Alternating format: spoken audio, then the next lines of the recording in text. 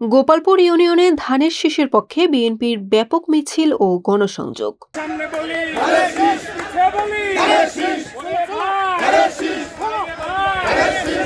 মাদারীপুর ৩ আসনে আসন্ন নির্বাচনে বিএনপির মনোনীত প্রার্থী আনিসুর রহমান খোকন তালুকদারের পক্ষে ধানের শীষ প্রতীকে ব্যাপক মিছিল ও প্রচারণা চালিয়েছে ডাসার উপজেলার গোপালপুর ইউনিয়ন বিএনপি ও এর অঙ্গ সংগঠন এবং সহযোগী সংগঠনের নেতাকর্মীরা।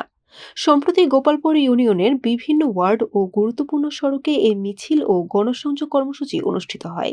মিছিলে বিএনপি, যুবদল, ছাত্রদল, স্বেচ্ছাসেবক দলসহ বিভিন্ন অঙ্গ সংগঠনের নেতাকর্মীরা অংশ নেন। এ সময় নেতাকর্মীরা ধানের শীষ প্রতীকের পক্ষে বিভিন্ন স্লোগান দেন এবং সাধারণ মানুষের মাঝে লিফলেট বিতরণ করেন। গণসংযোগকালে নেতাকর্মীরা বলেন, বিএনপির মনোনীত প্রার্থী আনিসুর রহমান খোকন তালুকদার একজন জনবান্ধব ও ত্যাগী নেতা।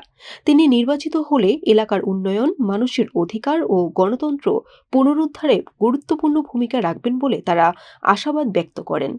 স্থানীয় নেতারা আরও বলেন, গোপালপুর ইউনিয়নে ধানের শীষের পক্ষে ব্যাপক জনসমর্থন লক্ষ্য করা যাচ্ছে।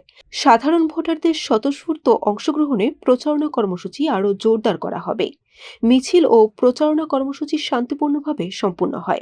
আগামী দিনগুলোতেও ইউনিয়নের বিভিন্ন এলাকায় ধারাবাহিকভাবে গণসংযোগ ও প্রচারণা চালানো হবে বলে দলীয় সূত্র জানিয়েছে। বরিশাল নিউজ।